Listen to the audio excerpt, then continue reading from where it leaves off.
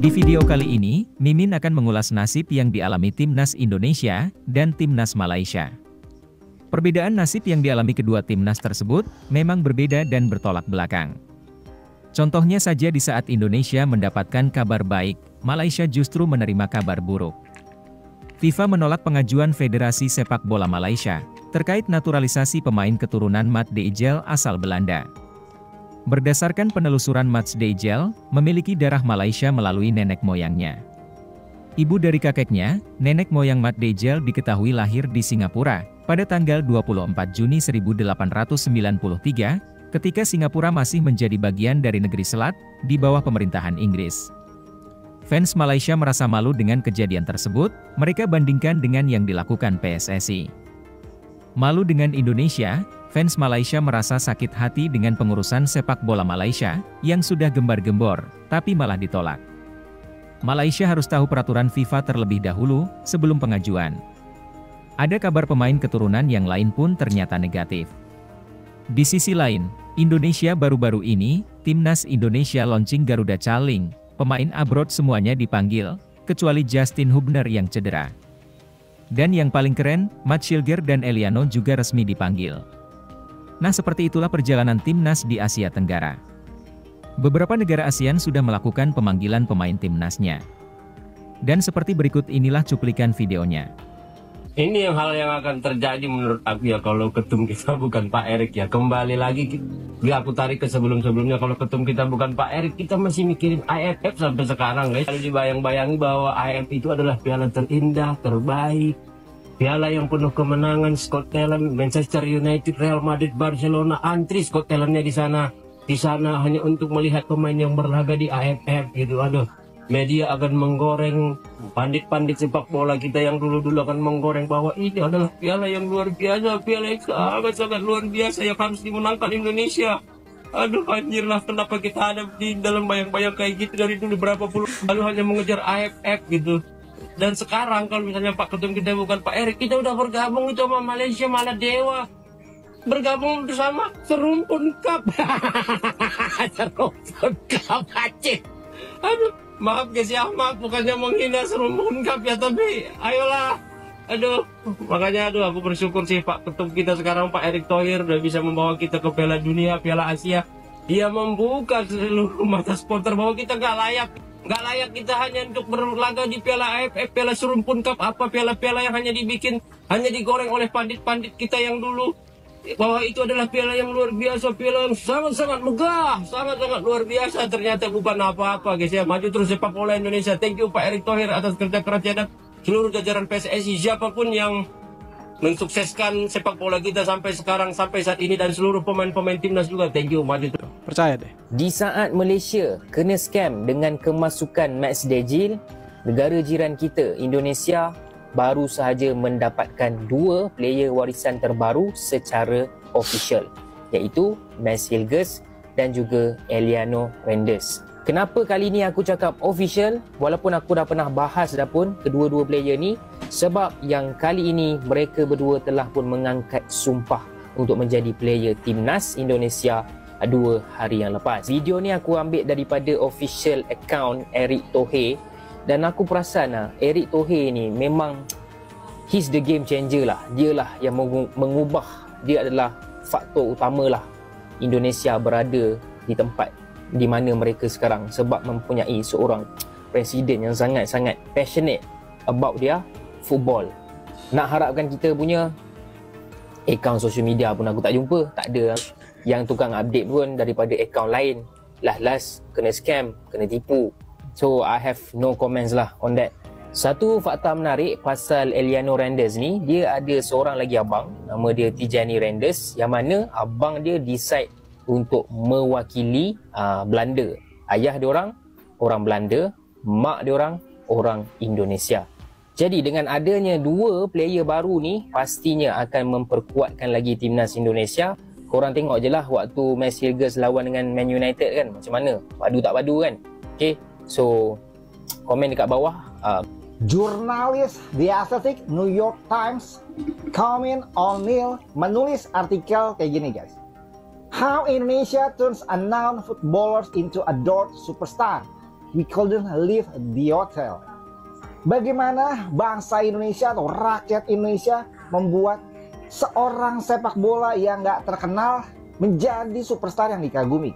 Dan ada pernyataan dari superstar itu yang dia bilang, kita sampai nggak bisa ninggalin hotel. Nah, football superstar yang dimaksud di New York Times tadi adalah Martin Paes. Ini juga diposting di artikel yang sama. Martin Paes bermain di MLS, memang bermain baik tapi tidak seterkenal sekarang. Wawancara yang dilakukan oleh Athletic, Martin Paes mengutarakan pengalaman yang drastis yang dialaminya ketika membela timnas Indonesia. Sehingga ada satu momentum yang membuat dia sulit keluar dari hotel karena banyaknya supporter yang menunggu di depan hotel. Dan The Athletic pun membahas tentang banyaknya jumlah likes di postingan Martin Paes ini, 2 juta likes.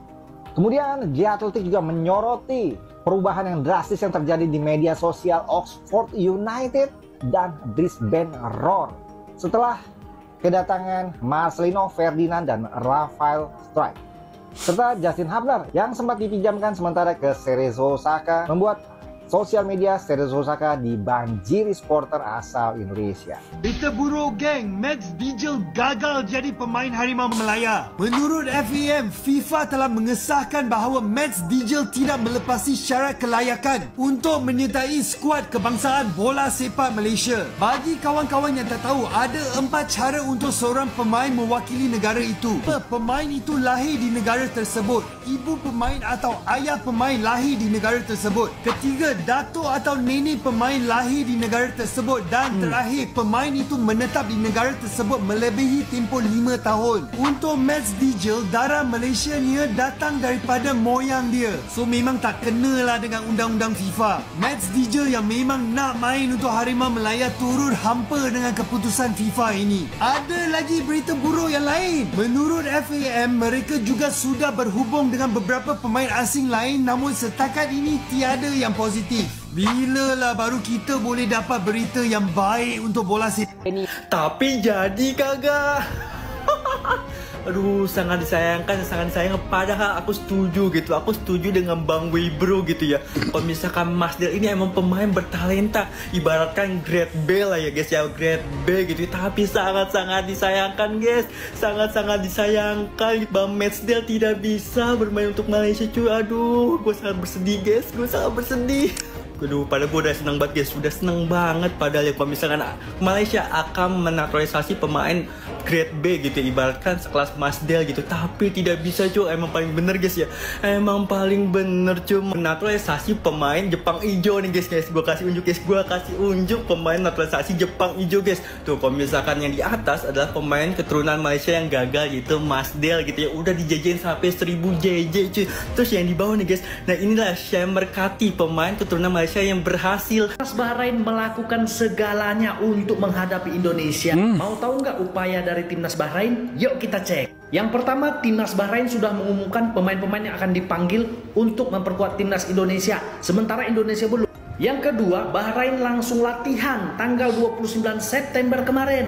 Yang ketiga, Bahrain memanggil 1 pemain naturalisasi yaitu Vincent Emmanuel. Panjang masa mereka Ismail Abdulatif yang sudah mencetak 48 gol selama karirnya di Timnas Bahrain. Dan yang terbaru, analis dari tim nasional Bahrain itu menghubungi salah satu analis sepak bola kita yaitu Bang Tommy Deski. Melalui laman Instagramnya, Bang Tommy Deski mengungkapkan ya bahwasanya analis dari Timnas Bahrain itu menghubungi dia untuk diskusi seputar sepak bola. Ya walau tidak secara gamblang ya, tapi Bang Tommy Deski cuma menjelaskan bahwasanya analis dari Timnas Bahrain itu hanya untuk sekedar diskusi sepak bola saja, bukan soal membocor-bocorkan, tidak. Artinya analis Indonesia juga mulai diakui dunia. Mudah-mudahan ini menjadi jalan untuk Bang Tommy Deski bisa dilirik oleh negara-negara besar sepak bola dunia. Jadi sebegitu effortnya loh Bahrain untuk melawan Timnas Indonesia. Artinya apa? Artinya mereka nggak mau kalah begitu saja. Bahrain ini mau tetap melawan. Jadi nggak heran di Piala Asia Bahrain bisa mengalahkan runner-up Piala Asia Yordania 1-0, mengimbangi tuan rumah Uni Emirat Arab di round 2 kualifikasi Piala Dunia, dan bahkan menumbangkan Australia di pertandingan kualifikasi Piala Dunia di kandang Australia. Berat nih guys, berat. Nampaknya Max Dejil tidak akan menjadi pemain Malaysia sebab FIFA telah pun reject permohonan tersebut. Apa yang terjadi sebenarnya? Kenapa kena reject? Aku akan cerita. Sebelum tu korang yang belum follow lagi akaun ni, tekan butang follow. So, apa yang terjadi sebenarnya? Max Dejil ni, dia punya darah warisan, darah Malaysia bukan daripada nenek dan atuk dia, sebaliknya daripada moyang dia. Dan FIFA telah mengenakan syarat kalau nak jadi player warisan, tak boleh. Moyang tak boleh. Paling atas pun atuk dengan nenek. So, FIFA tak terima benda tu sebab satu lagi, pasal Malaysia ni adalah ini berkaitan dengan sejarah yang mana suatu ketika dahulu, dah lama lah, Singapura adalah sebahagian daripada tanah Melayu. Waktu tu Singapura dalam Malaysia. Okey, dan waktu tu jugalah moyang dia ni duduk dekat Singapura. Maka tidak dikira sebagai darah Malaysia. Darah tanah Melayu, yes. Darah Singapura, yes. Darah A, darah B, darah Malaysia, tidak. Itulah cerita dia. Okey, aku pun tak tahu nak cakap apa. Bila kita nak dapat berita yang baik ni sebagai orang Malaysia? Hari-hari berita buruk. Itu baru kalah. Lepas tu pemain warisan ni tak dapat join. Lepas ni apa pula? Malaysia gagal mendapatkan match dial. Oke guys, berita ini resmi diumumkan langsung oleh Federasi Sepak Bola Malaysia. Intinya mereka emang dari kemarin tuh sedang mengusahakan proses naturalisasi pemain dari Go Ahead Eagles dari Liga Belanda ya, Matt Dial. Dan ternyata hari ini diposting kalau mereka tidak bisa melanjutkan prosesnya. Oke guys, jadi proses naturalisasi seorang Matt Dial tolak oleh FIFA karena ada persyaratan yang dinilai tidak cukup dan ya intinya tidak masuk persyaratan FIFA lah. Jadi persyaratan yang tidak dapat dipenuhi oleh Matt Dial adalah soal keturunan nih. Jadi Dial ini moyangnya yang keturunan Malaysia ini adalah generasi keempat. Sedangkan kita kan tahu, jadi kalau misalkan generasi yang masih bisa diterima oleh FIFA, moyang ya keturunan ya itu adalah generasi kedua maksimal. Kasus Matt Dial ini sebenarnya mirip lah sama Mauricio Hinoke. Nah itulah yang buat, ini kalau gue salah tolong koreksi ya. Intinya Hinoke ini tidak bisa karena ya ini keturunannya jauh kalau nggak salah. BTW sebenarnya ada masalah apa sih? Ini supporter Malaysia sama Indonesia kayaknya lagi rame deh ribut deh. Dah lah, pokoknya tahniah Malaysia, semoga Garuda Calling Oktober 2024 sudah resmi diumumkan. Tanpa adanya satu pemain bintang ini, timnas Indonesia membawa 27 pemain untuk menghadapi Bahrain dan China. Untuk di posisi penjaga gawang ada Martin Pas, Nadeo, dan Hernando. Kemudian untuk posisi back ada Asnawi, Jordi Amat yang sudah kembali dari cedera, tentunya Calvin Verdong dan Shane Patinama. Nah, kira-kira udah sadar belum siapa pemain yang nggak dibawa? Tapi di sini luar biasa sekali kinerja Pak Erick Thohir. Ada Max Hilgers dan Eliano Reinders. Untuk di posisi back sebenarnya nggak terlalu banyak perubahan ya. Di sini kita melihat ya ada Max Hilgers, Eliano Reinders, Wahyu Pras, Rizky Ridho dan lain-lain. Untuk posisi gelandang sendiri nggak ada perubahan signifikan ya. Untuk posisi penyerang atau sayap ada sedikit perubahan, yaitu penambahan Malik Rizaldia yang kembali dari cedera. Kalian sadar ya, ada satu nama yang gak kebawa, yaitu Justin Hubner. Ya, buat netizen gak perlu khawatir, kenapa Justin gak dibawa? Ya santai aja, Justin itu lagi cedera. Ya kita doakan semoga dia segera sembuh. Nah sekarang pada paham kan yang dari kemarin nanya, kenapa timnas nambah back mulu? Ya begini, kalau ada yang cedera, kita punya rotasi pemain yang skuadnya sama-sama bagus ya, antara pemain pengganti dan pemain inti. Kalau menurut lu untuk menghadapi China, kita optimis dapat berapa poin? Coba tulis pendapat lu di kolom komentar. Seperti itulah cuplikan videonya. Bagaimana tanggapan sahabat semua mengenai hal seperti itu? Jika kalian punya tanggapan lain, sampaikan saja lewat kolom komentar. Terima kasih. Nah, seperti itulah videonya teman-teman. Dulu Piala AFF itu sangat didambakan sama timnas Indonesia. Piala AFF sangat berharga dan sangat istimewa buat timnas Indonesia itu dulu teman-teman. Setelah Pak Erick Thohir turun tangan, maka Piala AFF itu lewat. Sekarang Piala Dunia yang dikejar sama timnas Indonesia. Maka daripada itu, timnas Malaysia sangat ingin sekali meniru langkah-langkah yang dilakukan timnas Indonesia, yaitu menaturalisasi pemain-pemain keturunan, meskipun yang sangat sulit dilakukan sama Malaysia. Dan Martin Pais merasa bangga setelah gabung dengan timnas Indonesia. Karena dulunya kurang terkenal, sekarang setelah gabung dengan timnas Indonesia, Martin Pais merasa atau udah terkenal di seluruh dunia begitu teman-teman. Nah, menurut kalian semua bagaimana tentang video ini? Jika teman-teman ada pendapat lain, silahkan sampaikan lewat komentar ya. Dari saya dicukupkan sampai di sini dulu. Sampai jumpa lagi di video yang akan datang. Wassalamualaikum warahmatullahi wabarakatuh.